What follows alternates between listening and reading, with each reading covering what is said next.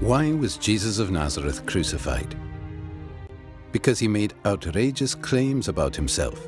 He claimed to be the one and only Son of God. Why would anyone take his claim seriously? Well, that all depends. If Jesus actually rose from the dead, then his claim to be God's unique Son carries considerable weight. On the other hand, if the resurrection never actually happened, then Jesus may be safely dismissed as just another interesting but tragic historical figure. Did Jesus rise from the dead? As we explore this question, we need to address two further questions. What are the facts that require explanation? And which explanation best accounts for these facts? There are three main facts that need to be explained: the discovery of Jesus' empty tomb, the appearances of Jesus alive after his death, and the disciples' belief that Jesus rose from the dead. Let's examine each of these. Fact number 1.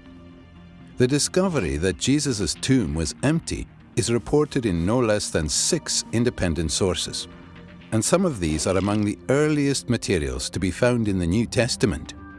This is important because when an event is recorded by 2 or more unconnected sources, historians' confidence that the event actually happened increases.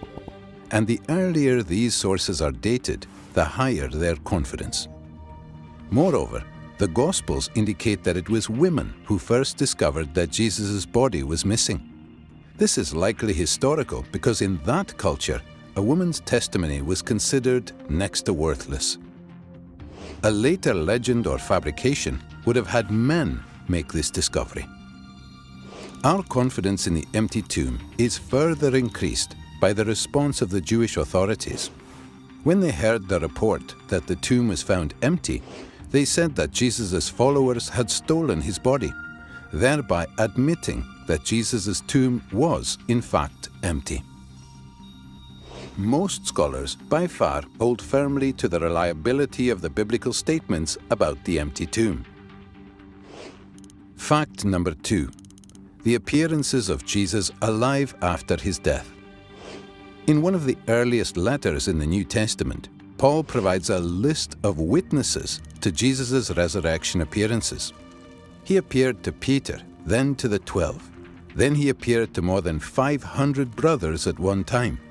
Then he appeared to James, then to all the apostles. Finally, he appeared also to me. Furthermore, various resurrection appearances of Jesus are independently confirmed by the Gospel accounts.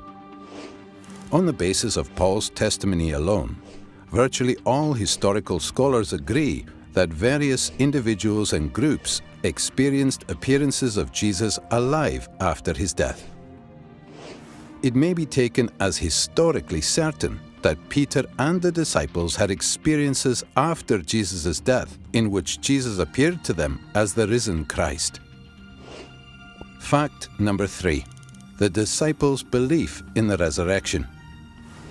After Jesus' crucifixion, his followers were devastated, demoralized, and hiding in fear for their lives. As Jews, they had no concept of a Messiah who would be executed by his enemies, much less come back to life. The only resurrection Jews believed in was a universal event on Judgment Day after the end of the world, not an individual event within history. Moreover, in Jewish law, Jesus' crucifixion as a criminal meant that he was literally under God's curse. Yet somehow, despite all of this, the disciples suddenly and sincerely came to believe that God had raised Jesus from the dead. They were so completely convinced that, when threatened with death, not one of them recanted. Even the Pharisee Paul, who persecuted Christians, suddenly became a Christian himself, as did Jesus' skeptical younger brother, James.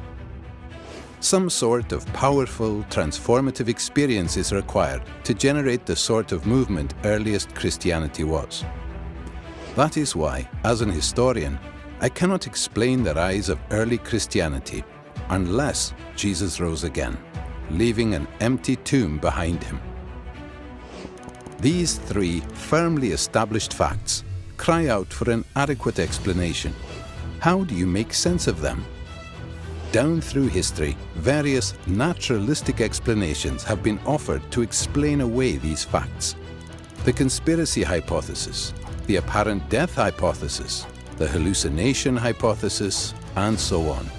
All of these have been nearly universally rejected by contemporary scholarship.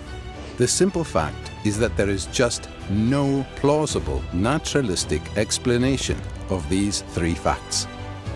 The explanation given by the original eyewitnesses is that God raised Jesus from the dead.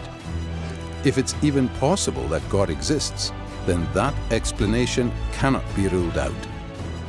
For a God who is able to create the entire universe, the odd resurrection would be child's play.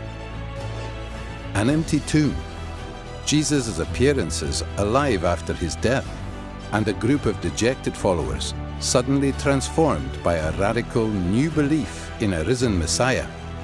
These are independently established historical facts. How do you explain them?